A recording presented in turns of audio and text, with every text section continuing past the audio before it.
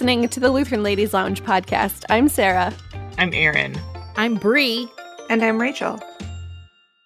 I feel like we should have introed ourselves with our high school screen names for this episode. I think we should sign off with our AOL screen names. Okay. Oh, I'm going to have to remember what mine is because we're talking about social media today. Everyone's favorite subject right now. We've had some interesting conversations about it in the lounge. There's been a lot of things happening recently that are making people rethink how they're using their social media. Oh, for sure. Some of us have been a little uncertain about our relationship with it for a while now, but there's been a lot of stuff happening just in the last 6 months that has really made people go, Like starting with, late last summer, the release of The Social Dilemma, the Netflix documentary that really looked at the questionable ethics behind the algorithms that now govern our daily lives. I think a lot of people spending so much more time online during the pandemic, started to question how big a part of our lives social media has become. And then, of course, January 2021, when Facebook, Twitter, Instagram all booted off Donald Trump as sitting president of the United States, which led to a whole lot of questions about censorship and free speech and whether these platforms have too much power and influence over both our lives and our politics. And then, people moving to new sites like Parler, and then Parler being getting basically taken down, getting ganged up on by other media platforms. Anyway, it's just been a huge series of events that have had people going, maybe we should stop and think about social media and its place in our lives. And so that's what we want to do here today. Yep, we're going to take some time to reflect on our own relationships with social media, and maybe this will help you think through your own relationship with social media, if it's a good one, if it's a bad one, if there are ways to make it healthier, if there's things that you just hate about it and need a moment of time to realize that there's things that you just don't really like about it. But also there's some really good things about it too, that especially over the last year, there's a lot of things that have been good. So we're going to go back to when it all started. I think I was trying to remember earlier when I first joined social media, and I was like, oh, it was Facebook in college. But then I realized, oh no, it was AOL and it was MySpace. Way back MySpace. I forget that MySpace existed, but that was a thing too, way back in grade school, I guess. And I don't know, I liked connecting with my friends and sharing ridiculous stuff. Facebook likes to remind me, every year of the really silly things that I would say back in my freshman year of college, that I don't use it at all the same way that I used to. And I can't remember when I joined Instagram and Twitter, and I'm not sure if that's a bad thing or a good thing. They've just kind of always existed in my social media life, even though I know I joined them at some point. What about you guys? I was a tremendously early adopter of social media, even before MySpace. What? What was before MySpace? Well, in high school, I participated in online forums. Oh, IRC chat, that was the thing before, AOL and, Instant Messenger, it all sort of existed up until that point. Mm-hmm. But because I went to a Concordia, Yep. Facebook actually was not available to us. This is actually a funny story that I have to tell. It's ridiculous. Okay, so I was a freshman in college at Concordia in 2004. And at that point, Facebook was still only available to Ivy League and state universities and stuff. The pool was not yet open to everybody. But as college age students, we all knew it was a thing, and our older siblings, maybe in my specific instance, my sister was able to be on it because she went to a state school. And so we all kind of knew what it was, and we really wanted it because it was so enveloped in mystery, and just we really wanted it, right? So one day it comes about that there is somebody, okay, basically somebody made concordiafacebook.com. Like, there's no way to like premise this. How did I not know about this? I don't, well, so this would have been sophomore year. This would have been early 2005. So you were not at I was not Concordia quite yet there at that yet. point, right? Nope, Okay. 2006. So early sophomore year, we see concordiafacebook.com. And it is Concordia Chicago students only. It's basically Facebook Oh my God. hijacked by Lutherans. Like, it was ridiculous. And it operated in the same way. And believe it or not, even we never knew who did it, because it was basically a moot point, because I think in September of 2005, that's when sort of the pool was opened to all schools. This was not at the point where Mark Zuckerberg was getting, ad money and basically anybody could join Facebook. This was sort of the phase 2 of expanding. So I remember the first day that Facebook was available, I created an account. Like, everybody did. Like, that was the thing. So 2005, been using it ever since. Well, not ever since, but I for maybe the last 15 years of my life now was a very heavy user of social media, tended to evolve over the years, and now I'm almost completely off it entirely. For me, I think all like the instances that Rachel sort of prefaced this whole show with, I think is really what did it for me, in terms of like how far we had come in 2020, the influence of COVID, and like the health crisis, and sort of all of the politics and like tensions in America. And we had a very, very contentious election season, a lot of unrest. Like, 2020 was terrible in a lot of respects. And I say that kind of without thinking about it. But if you actually sit down and think about it, there were so many things in 2020 that happened that I could credit all to leading up to this point where I was like, I'm done. I can't do it anymore. It used to be tremendously fun for me. It was an opportunity for me to be funny and make people laugh and like connect with individuals and just have somewhat constructive conversations with people. But it became too much for me. And so I'm now only on Instagram, but I think that's because it's a far more one-sided, less interactive sort of experience, at least the way that I'm using it, because it just got exhausting for me. That's probably far more than you wanted to know about, but it was exhausting for me, basically. Yeah, I kind of know what you're talking about. I was not a super early adopter. Well, I mean, relatively, yes. I think I joined in 2006. I was through college, so I was like the last group, similar to my vaccination status right now. You get it when everybody else has gotten it.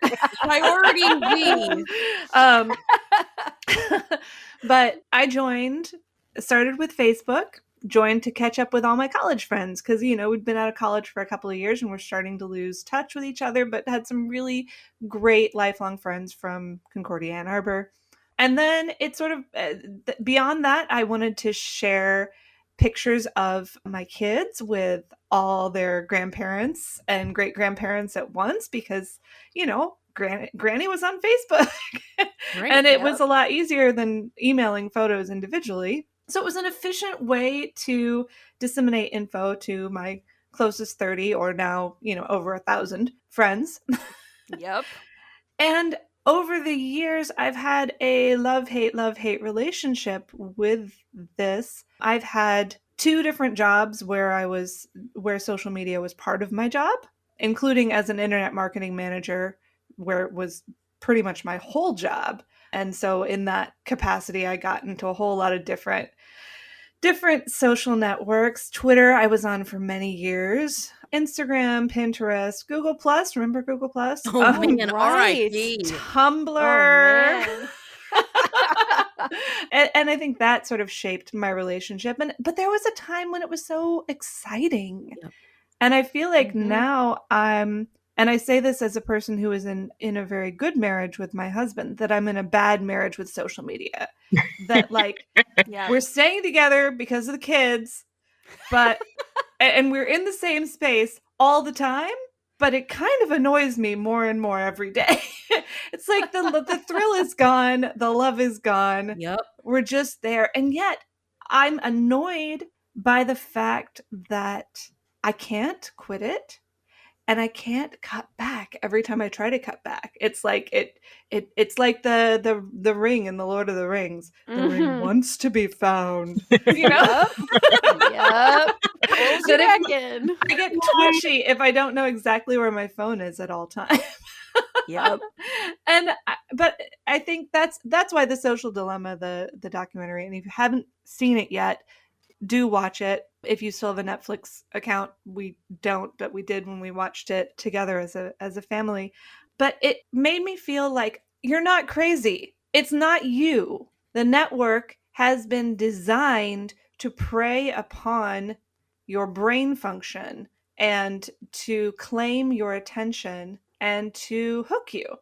And so that was really actually liberating for me to realize, okay, it's not just because you're a weak-willed person that you're having these struggles, that Mhm. you are checking Facebook 10, 20, 30, 40 times a day and getting zero joy or delight out of it, like 39 and a half out of those 40 times.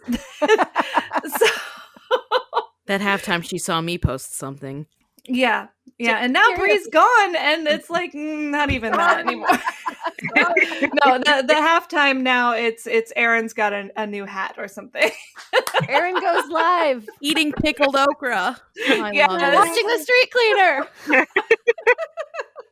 So I yeah, love That's content. I'm still on, although I'm only on Facebook and Instagram now. I did quit Twitter and Pinterest. Twitter was hard to quit at first, and then I was just so liberated. I was like, I don't miss yes. it. That's I'm a not great going word back. for it. It's fine. Pinterest I got bored with after a while. Sorry, any Pinterest Get it? people Bored? out there. Ha ha, Well, yes. So, but that's my experience. I know, Erin, you have a slightly different relationship to social media than I Yeah, do. I had a different journey than all of you guys. So one, I joined the latest. I looked it up here while we were talking in 2007, and I joined reluctantly for work because at that time I was doing recruitment for the long-term missionary volunteer sort of role, not career missionaries, and we were recruiting heavily from universities. So I observed it seemed like maybe that would be a way to connect with students outside of when I would actually be visiting on campuses, so that I could sort of do a little follow up afterwards, let people know when I would be coming. So I did it for work. In 2010 or so is probably when I started shifting more to using it personally, mainly because my job shifted as well, so that I was not doing recruitment myself at that point. And so I didn't need to use it for that focus. And I started using it more for just personal interaction. At this point, I use it really for personal interaction. I don't use it for work. I think it was like last year when I learned that Pinterest was actually supposed to be a social media site. I have no idea how Pinterest is supposed to be social. I never understood that. I've used Pinterest. I use it as a handy place for me to collect. Like I don't use it now because it started getting too obnoxious, but I don't remember why, but I lost interest in Pinterest. But I never understood how it could be social. I have Instagram. That one I did try initially again for work. I was like, maybe there's an opportunity here so I tried using it. I still don't really understand how Instagram works. I use it and periodically I'll be like, I'll try this feature and test it out. So I don't have as much of a hate relationship either with social media as the three of you guys do.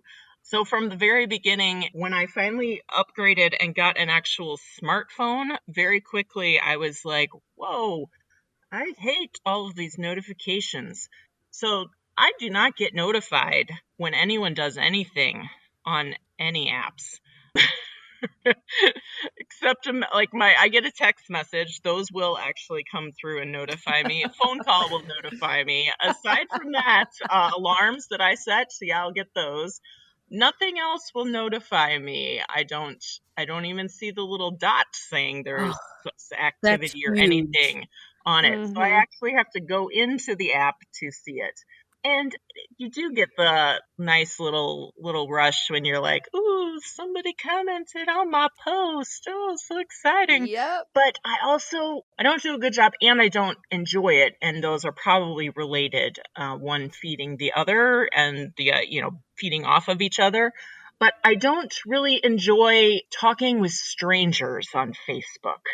Mhm. So I tried occasionally, I would like, oh, maybe I have an opinion on this. I try it and then I'm like, oh, now I remember I hate doing this. And so I just don't. I don't like commenting on public posts and stories and engaging with strangers. I don't like doing that even with a page that I enjoy. I don't comment on their posts. I might like your post, but I don't engage in conversations with strangers. Periodically, I do a big purge of Yeah. people that I've friend. One, I debate long and hard whether I should actually accept a friend request. If we are not actually friends in real life, I'm going to really debate hard if I should actually accept that friend request Yep. because I've She never almost met didn't accept you. my friend request. Remember that? I know. But I Sad. mean, there'll be other people like at work who friend me, and I'm like, ugh, we're not really friends. So then it's weird. I'm not friends. Yeah. I'm not friends with the person I work with who reports to me. And I told her when we started working together, I was like, if you would like to be friends on Facebook, that's fine. If you send me a friend request, I will accept it and we can do that. But that'll be up to you because that's your personal life, right? And for some people I think it does bleed through a lot more of their relationships and interactions. So yeah, periodically I will accept friend requests from people. I'm like, oh, we've maybe interacted a couple times in the lounge. Maybe a couple of you have friended me and I've accepted it. But we haven't actually ever met and we don't actually interact. There's a good chance that at some point you're going to discover that I'm not friends with you because I did a purge and removed everyone that I don't actually know. So in my case, I use it to share pictures of my life and I do a live stream of me when the street cleaner comes through. So It's Best good. content. that's my life right now. And so I have no interest in using it for politics and I don't enjoy engaging in discussions in that platform. I think we've credited Cheryl Magnus with this a couple times, but really, what is it? Puppies and babies? Yep. Puppies and Um, babies. Mm-hmm. yeah, that's a lot of my Facebook sort of thing. It's the fluffy, light stuff. I don't bare my soul on Facebook. Yeah. A lot of my usage over the years has been for work. And so my usage increased dramatically when I was an advocate for Trek Bicycle because part of that advocacy was I had to post about bikes a certain number of times per month. And so I was like, ooh, I have to do this. So I'm just going to post all the time about all this stuff. And then when I stopped doing that last year, I realized how much of my time every day was like, what moment of my day am I going to post on social media today? Because I have to post something every day. And it became this thing, and I didn't even realize it had become this thing for me. And so that's one thing I've been trying to back off a little bit of like not worrying so much about which part of my life every day I'm going to post on social because nobody cares. Like it's not that big of a deal, right?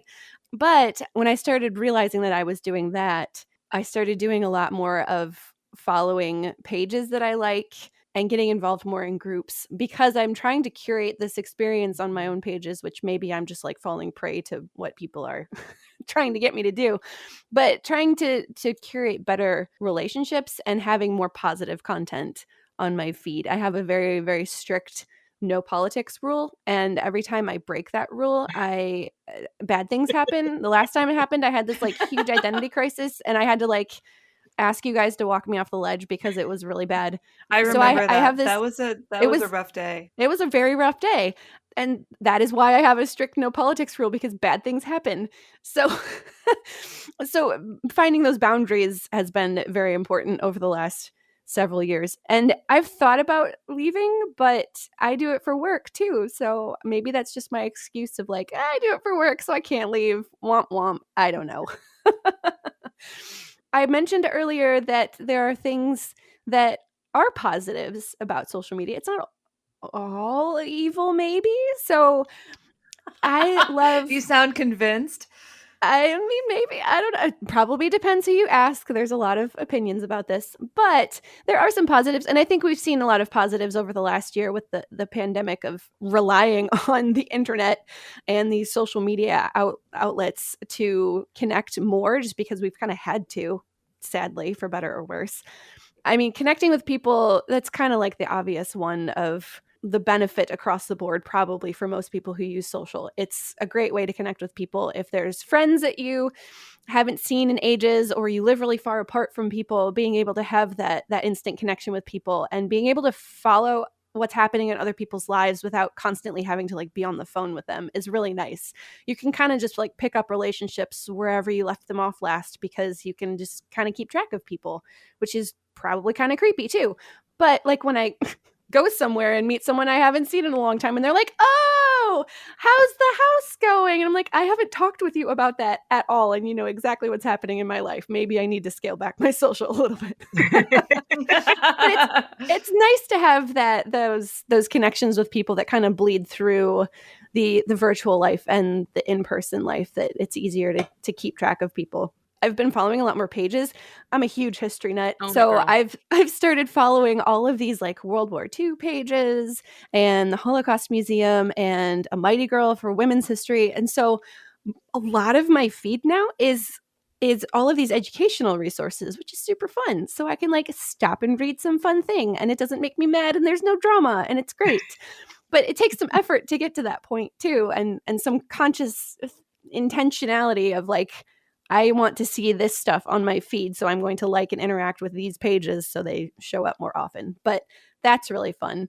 And the chronic illness communities on Facebook have been like crucial in the last 3 or 4 years of dealing with diagnosis and just like learning about these rare, unusual things that not a lot of people have, and doctors don't always do a great job of explaining them to you. So finding these communities on social media to be able to support each other has been huge for me, and I know huge for the thousands of other people that are in these groups. I don't know how I would have done that without social, quite honestly. Finding answers and finding ways to just move through all of this really unknown stuff. So that has actually been a huge positive in my life in the last several years. We shouldn't neglect to mention that our Lutheran Ladies Lounge discussion group has, I think, been a real bright spot in social media for all of us over the last year and a half. I think my mother gave me the wonderful quote. She said, this is the kind of fellowship that's the reason I got on Facebook in the first place. It just took a long time to actually find it. And so I'm grateful for that community, especially, which is a ray of sunshine. So one of the things that I do miss that I do get on Instagram is people using common shared experiences to be funny. Like I get, and they like with memes and stuff. So like I love knowing basically that there are other people in the world who see things the way that I do or try to see things the way that I do. I just think it's really funny. Therapy memes group. Gen Z and millennials are really good at that. And I just think it's great. Okay, so when I joined Facebook, it was so my mother and mother-in-law could see pictures of my kids. Now I love seeing pictures of my nieces and nephews. I feel like the tables have totally turned there. And those are moments of interacting vicariously, of course, with their lives that I otherwise would not get access to. So I love that. Puppies and babies.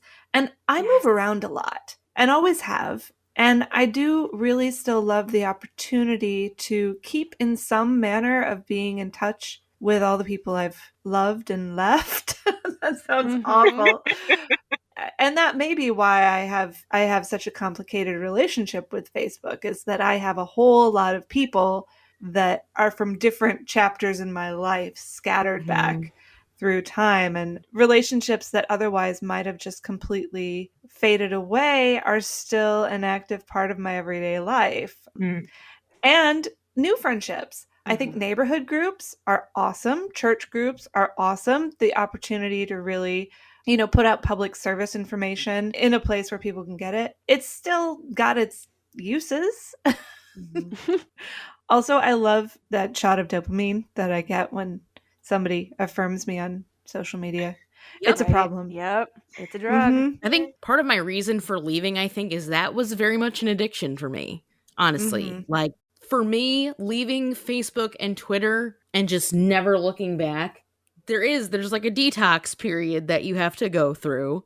But it is so, I think, Rachel, you said it was so liberating to feel that far removed from it and knowing that you don't need to get your affirmation from a mouse click. It is tremendously freeing and tremendously liberating to know that my worth is not in that.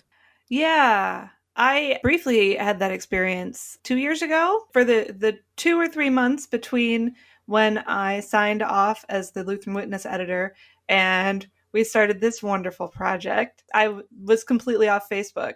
And by the way, Facebook will send you emails like daily if you log off and don't log back on for a while. They will stalk you. Of course It's they creepy. do. Hey, you missed this. We're not going to tell you what it is, but don't you want to click and see? I don't get those. Maybe they don't want me back and I'm okay with it.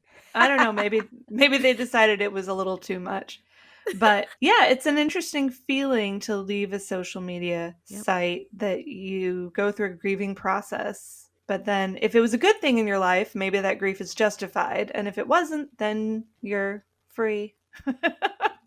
I have a friend that I rediscovered on Facebook who was a friend of mine in elementary school.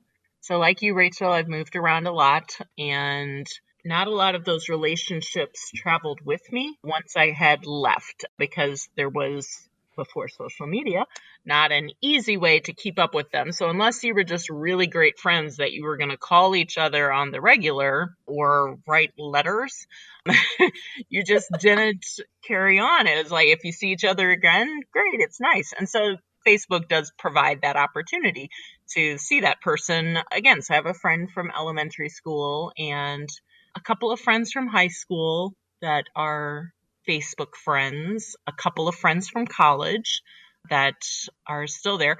And for the most part, that's not how I do my friendships anyway. I'm not living out most of my friendship life with them. It's the things that you would chat about if you happen to run into each other. Oh, hey, what's going on? Again, it's not the deep, dark, bare your soul sort of interactions. It's here's a cool picture of this Mad Bomber hat that I'm wearing. And chuckle about that. I will say this, because when you say you don't have those deep bare your soul moments, I will say the one thing that I love about social media is when they started showing you your posts from 6-10 years ago. Like, I would say anything from like 2006 to 2013, that was a dark time for me for whatever reason. And I'm now able to like pick up patterns and stuff and things that I said that, knowing now, being able to look back at it, A, I can be proud of how far I've come, and B, I can be like, oh, why didn't I see that coming? But I think that's another thing too, is you're able to sort of track your growth over time, and that can be a tremendously helpful tool as well. Yeah. I keep getting reminded about that same time period, actually, of how much I was just complaining about life. And like all of my posts are just like, I'm so sick. I can't wait for this to happen. I don't want to do my homework. Like, that's all of my posts from that time. I'm like, what am I doing? Like, I don't use it like that anymore at all. And it's almost like, Sarah, like, what? Why? No one wants to slap yourself in the face with a live trout. Like, yes. Time travel. Okay, I have a very different experience with that because I was already a vicar's wife when I joined social media. So I have never had a post where I was not a ministry wife and or a public relations professional and or knowing that my grandmother, who is now with the Lord, was reading all my posts. So I've always been very, very careful in what I put up there. So you do not see my true self on social media. You see a highly curated, perhaps slightly sanitized version of me that shows what I'm willing for you 1,000+ people to see. And honestly, the more friends I get, the less I post. Yep. Because the harder time I have coming up with something that they all will enjoy and deserve to see. Yep. And so I post very little now. There's a reason most of my posts are my bike rides. Bikes, coffee, church. That's pretty close That's to you about in a it. nutshell. Yep. And chronic illness stuff, but that's more for like reassurance for other people who also struggle with Hashtag things. Mast Cell Warrior. Yes, Right. exactly. But I mean, you have a point that when you're using it and you are understanding that you have certain vocations in life where people are going to read your posts and think of you in a certain way when they read your posts, that really changes how you use it. Once I started having a real adult job, especially when I came to St. Louis and I'm now a representative of our synodical church body, it's like, you might want to think about what you're posting because people are going to read that and also attribute it to like the entire organization that you work for, which is a lot of things to think about. And therefore you just kind of maybe use it less. So there's some good stuff about this. There's also bad things. I think it's probably easier to think about the bad stuff, maybe, since that's kind of what inspired this episode in the first place. I think the biggest downside that I find is that it's just so constant. It's always there. It's always in the back of my mind. And I am super susceptible to FOMO. Like, I don't want to miss out on anything. I hate not knowing what's going on. And maybe that's because I'm by myself a lot of the time, especially now, I'm by myself a lot of the time. And I'm like, I need to know what's happening with other people. But it's like always in the back of my mind. And the fact that you kind of know, like, we're all admitting that we're not putting our true selves on social media for a very good reason. But you know that everybody, like, everything that you're looking at from other people is also only a snippet of their true self. So it's like a weird reality. You're right, but it just struck me. I don't think that it's necessarily not our true selves. I think we're doing that. Snippet. But like, exactly. Like, it is part of you. It's not your whole self, but nobody does that anywhere. Like, you go to work, you're not living your whole self out at the office when you're interacting with your colleagues. Unless you're not on purpose. Yeah, I mean, but same on social media. Like, that's always true. We are always giving people a curated experience of who we are. The only one who gets the whole thing is God. Yep. The rest of it, it's always a part of it. And that's okay. But I think what we often fall into the trap is thinking that we do have a better understanding of the whole person by the little piece that we're seeing. Yep. And I'm glad you say that, because I think it cuts both ways. So like, one of the problems that I started to have that I was really like, do I really want so many friends, is like seeing coworkers say stuff or like stuff that I'm like, I wish I didn't know that you liked that, or I wish I didn't know you believed that, or whatever the issue might be. Like, just getting disenfranchised by people believing or liking things that doesn't suit them, or it's just disappointing. Or so no, like, in that case, I need to realize that that's that friend or that coworker or that person you go to church with may feel one way about a certain issue and you disagree on that, but that's not all who they are. Right. And it's also hard when you have lots of different people from different places in your life all in your friends list. So when you post something, maybe it's obviously from your own worldview.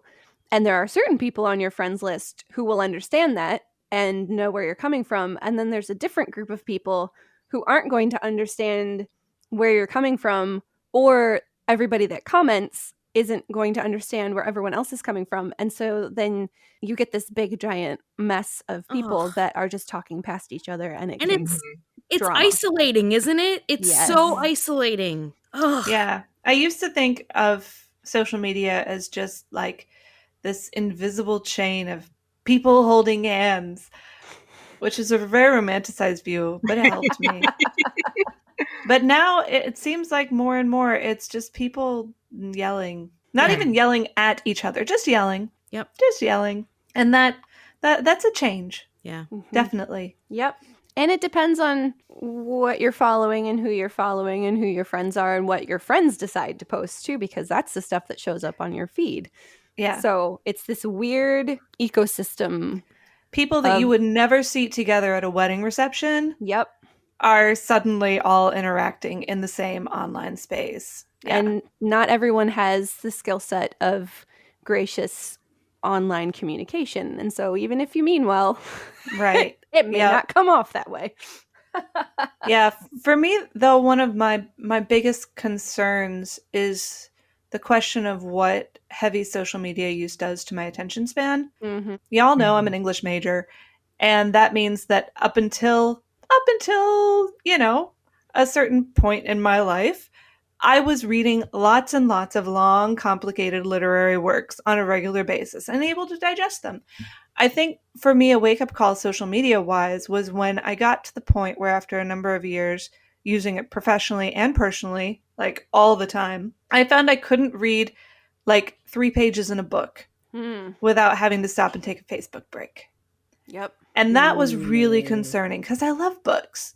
And if I can't read a book anymore because my brain doesn't work that way, so I've been really, really, I mean, just like someone who realizes, oh man, I'm out of shape, I need to get back in shape.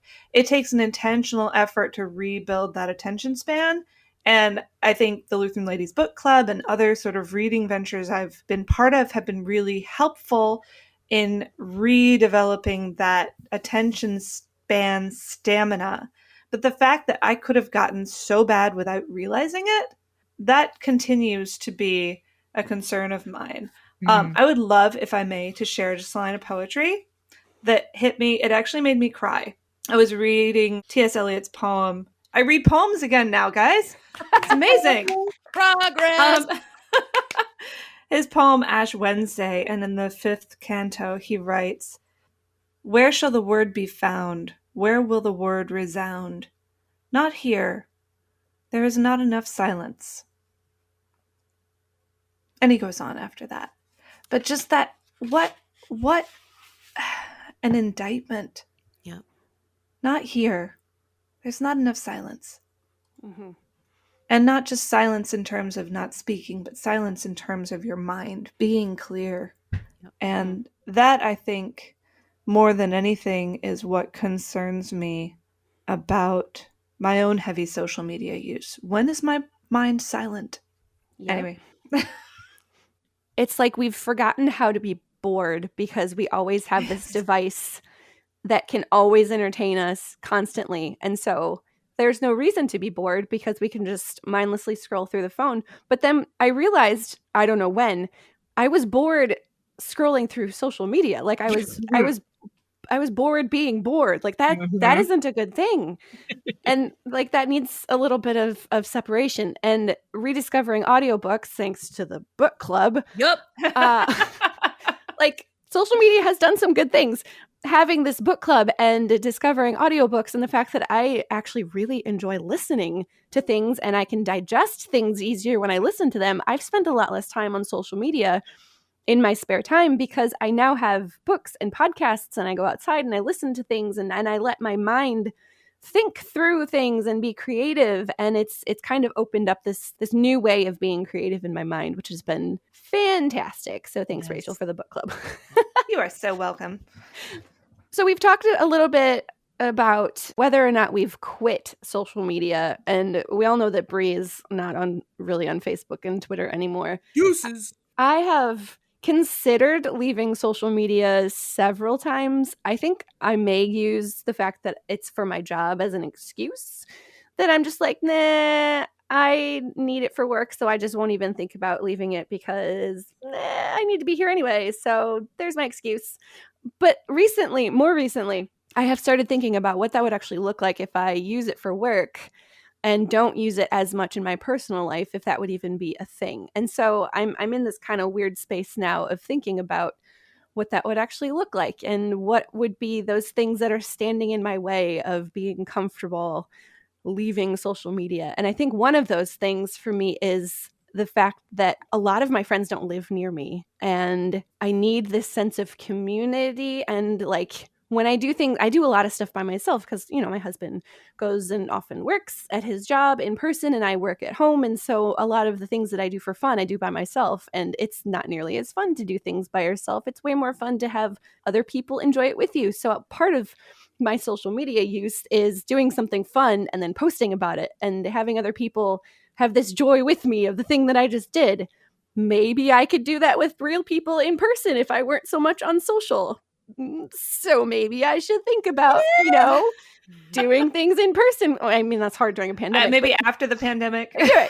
But like, maybe that's actually a crutch and I need to actually step away from sharing so much on social about that and actually inviting people to come with me and do things, which is really hard when I'm socially awkward and I'm bad at asking people to come do things. You just with me. do it with other people who are just as bad as you are. Yes, and I am getting more comfortable with that because I'm understanding this mindset I have now of like I'm using this as my crutch because I'm so scared of talking to people in person. But I enjoy it. And maybe that's not as good of a thing as I think. Like, it's one of those things where it's like, oh, I don't have a problem. It's fine. But maybe it is actually a problem. And maybe I should actually be looking at it as something that if I step away from it, my life isn't going to be like this terrible thing. It's going to be okay. Yeah. I think maybe something, and I've toyed with this periodically, and it might end up being something that I do actually move ahead with, but the idea of boundaries. Mm-hmm. And so yeah, you use it for your job and it's not all bad. If it's not something where you can tell, like Bree, you could tell that this was a toxic situation for you. It was bad for your mental health. It was bad on a number of levels. So, okay. But if it's not to that extreme, then maybe the step is to go with boundaries and to say, okay, well, what I need to do is, can I actually be disciplined with, I do not use it at these times, and like hard stop and limit yourself. Or maybe instead it's, I only use it during these times, as opposed to you have a few times when you don't use it, instead have that be the norm. And so you check in with it in these windows. I mean, during the pandemic, it has been really nice. That has been a nice way to be able to still actually see faces of people that I know and be able to, you know, interact with them on some level. It is not as satisfying.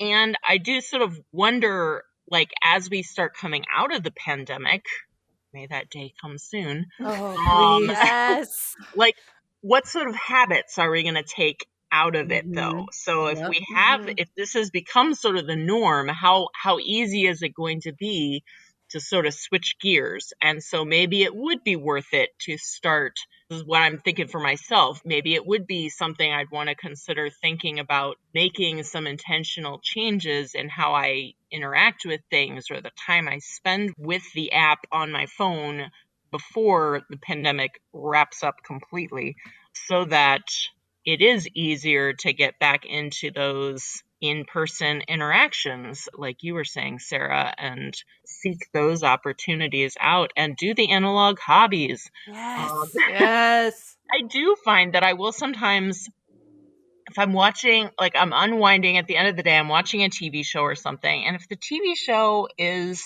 not super interesting, then I'll find myself like scrolling through Facebook while I'm watching the TV show.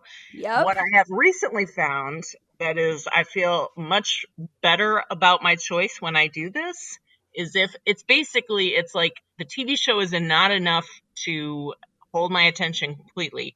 I should knit. So I knit while I watch the TV show. That has then occupied, like the knitting occupies enough of my brain, and the TV show can occupy the other part of my brain, and then I'm not just scrolling through Facebook. And like you said, just bored doing both of them. Then I at least feel like, okay, I can enjoy watching another episode of Monk while I knit, and it's a happy evening for me. I'm with you on the boundaries, and I've found, I mean, I still have what I would consider a very unhealthy relationship with social media that I need to work on. But I've taken some baby steps just in the last few months that have really made a positive difference. One line from the Social Dilemma documentary that really stuck out to me was the guy asked, do you check Facebook before you go to the bathroom in the morning or while you go to the bathroom in the morning? And I was like, oh, dude, were you in my house? Like, that was a wake up call for me. And I was like, you know what? This I can do. I do not check Facebook in bed or until I have walked the dog, brewed my morning coffee, and am sitting down in an upright position that is not on a toilet seat. Then I will check Facebook.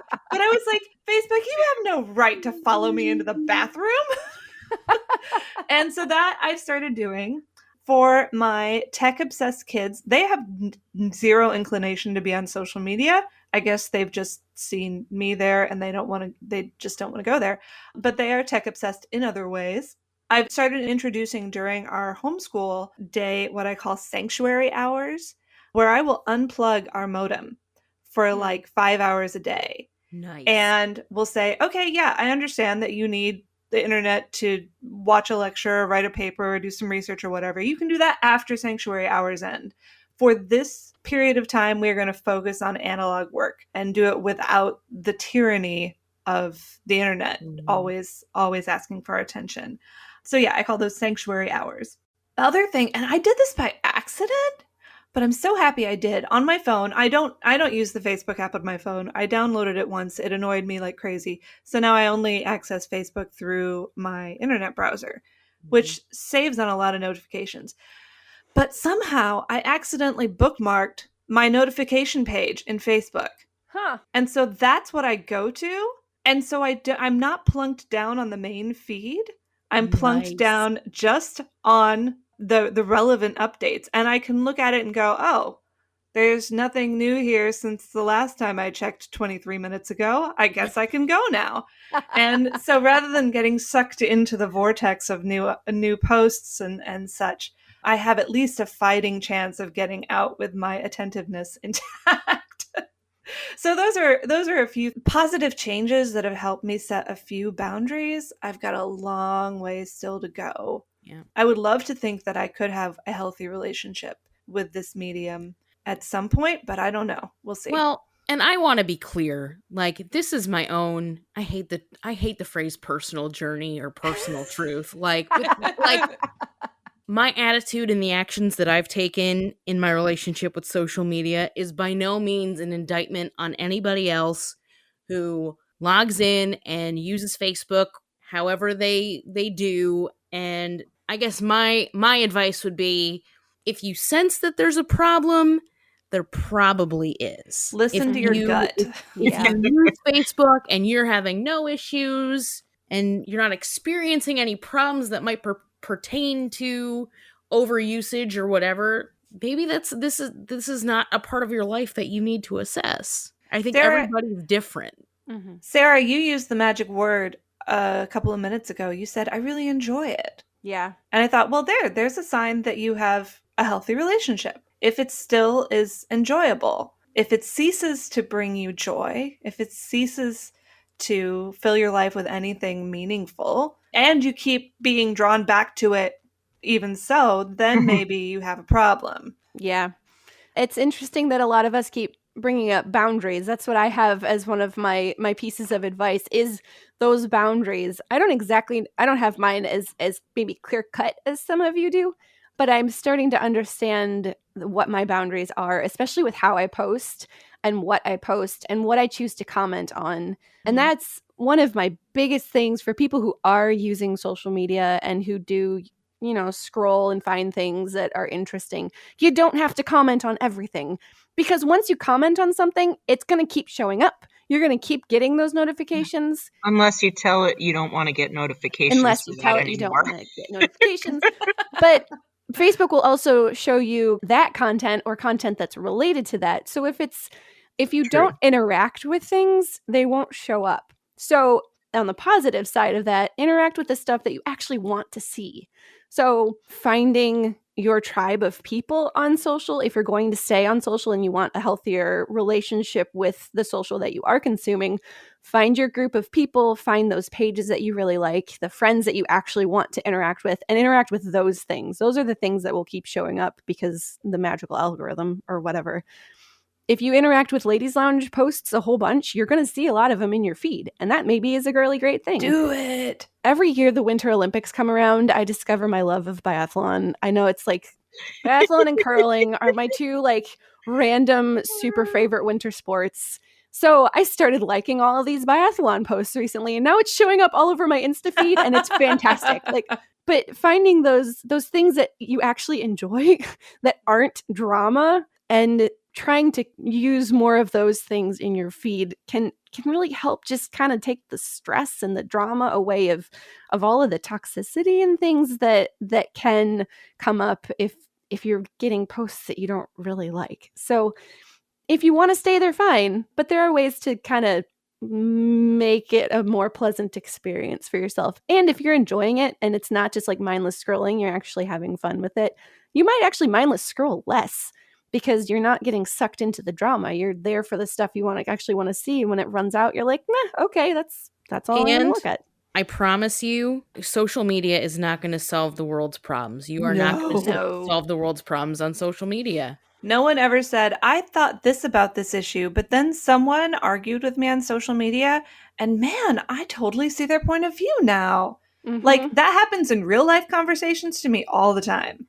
I can't say, I mean, I don't argue a whole lot, but, you know, real life conversations, people share their point of view, and it changes the way I see the world. I can't say that happens on Facebook. Right. With anywhere near as much regularity.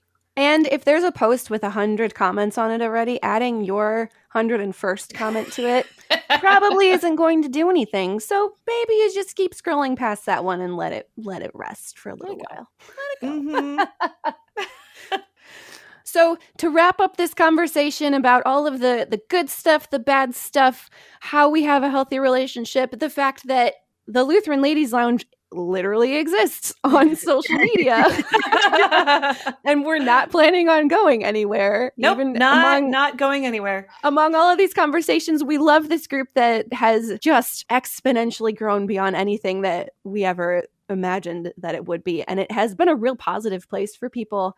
The connections that have been made, the magic of the Lutheran Ladies Lounge has happened several times where someone asks a question of like, I'm looking for my first grade teacher and this was her maiden name, but now she's married and I don't know her last name and I'm not sure where she lives. Can anyone help? And they find her. Like, it's crazy.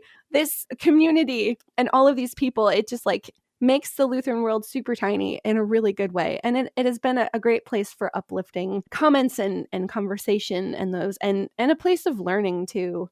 But we also understand that Facebook isn't for everybody. So in our imaginations, what are some ways that our Lutheran ladies group can exist maybe in different places in the virtual world?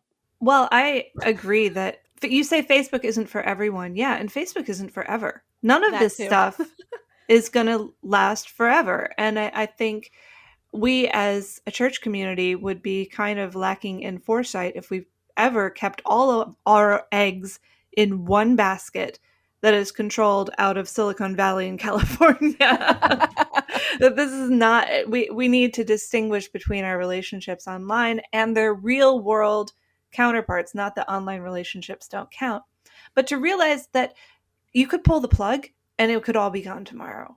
Mm-hmm. And where else are we going to be? Of course, I'm a huge fan of print media, which I know is not as cost effective as a Facebook group, but I mean, print magazines, print newsletters, print books, these are all things that I love and would love to see, you know, some sort of, I don't know, collaborative effort that created some project like that we could all share and enjoy. And even things like e-newsletters. I like e-newsletters. I have a couple that I subscribe to that I really enjoy and get a lot out of. They don't ask as much of me. Once I read them, they're done. I still engage with the blogosphere. I recently downloaded myself an old reader app. I was such a huge blogger back in the day, you guys. Like, Xanga account. You were a blogger? I was a blogger. I still have a blog. I may revive it one of these days. Watch for that. It's going to come as soon as I free up some attention from my other social media. But, these old school forms of communication, broadcast media, the blogs, the e-newsletters, the magazines, all of that. I would love to see more space for those in our shared discourse. Pen pals. Pen pals. Pen pals. I want that for myself. Yeah, letters are great. Yep. I love or getting even mail. just like one-on-one email communications, just like finding someone in the community to talk to as like a confidant or to just share. Adopt a sister. Yes. Yeah. But really, the sky's the limit. Once you start thinking, okay, well, Facebook is great. Let's stay on Facebook, but let's diversify the ways in which we connect to one another. And it may be that something else is much more full of joy and delight than just this one thing. And I would love to see us play around with that. Honestly, yeah, when we've talked about should we consider other social media platforms and things like that, and my heart shrivels within me when I contemplate the mental and emotional energy that would be required for me to figure out. I still haven't figured out Instagram, and it's not that hard. So, looking at something, like you said, not just how else could we do this in a way that's just like Facebook, but not on Facebook, does not thrill me. But how could we add another level of engagement or interaction or just depth to what we're talking about and thinking about from a different way, not just trying to replicate what already exists? That's intriguing, and I don't know what that would look like. We've definitely brainstormed and thought about different things, and that could be fun to consider. What new ways could we interact as Lutheran ladies outside of social media? What about in-person stuff? Wouldn't that be fun? I know. I was just about to say, in this last week, just through a comment section in the lounge, I discovered that I live like less than a mile away from somebody else that I don't know. Like having very like super geographical little meetups at coffee shops would be so fun, because how many of us live really close to all of these other Lutheran women, and we just not don't me, even but know. yeah. Yeah, I'm with you, Erin, that the thought of just simply taking what we have in Facebook and plunking it down into some competing social network with a slightly different audience, that is one thing that does not fire me up in the inside. You said your heart shriveled. My heart sank when I thought about that. But I realize that there are women out there who really still enjoy social media, just not on Facebook, and are looking at other options. Good for you. Do what you got to do. But I would say let's look at all of our crazy, wonderful options aside from social media. I think digital pen pals would be super duper fun. Just more ways to connect with other people. I think the last year has made us all realize, especially maybe introverts, how much we actually need other people and how important relationships are to our mental and physical and spiritual health, just to be connected to people and have those people actually care about us and care for each other. That is a very important thing. And ladies, in the Ladies Lounge, we would love to hear your ideas about this. What would you like to see us do? How would you like to connect with your other Lutheran women outside of Facebook? Don't worry, we're not leaving Facebook. It's going to be okay. But what else can we do? How else can we curate these relationships and build these sisters in Christ up even more in different ways that don't involve social media? We'd love to hear it. Drop your comments with this post in the group on Facebook. You can find us on Facebook, as we've said, in the Lutheran Ladies Lounge group. You can also find all of our podcasts at kfuo.org/Lutheran Ladies Lounge or on your favorite podcasting app. You're listening to the Lutheran Ladies Lounge podcast. I'm Sarah / I'm pretty sure it was Similius just Picator, if I remember right. Wow. Virtue signaling in high school. Sorry. Go ahead. I'm Erin. I didn't do any social media before Facebook, so I don't have That handle. surpassed the character limit on that screen name. I'm Bree, aka Basketball Girl 43.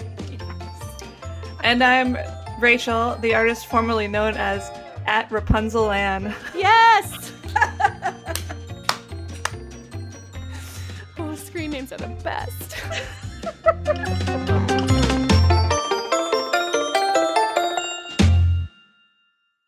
Views and opinions expressed on the Lutheran Ladies Lounge podcast may not represent the official position of the management or ownership of KFUO Radio, the Lutheran Church Missouri Synod. The Lutheran Ladies Lounge is produced by KFUO Radio and available at kfuo.org or wherever you get your podcasts. Join our community on Facebook in the Lutheran Ladies Lounge.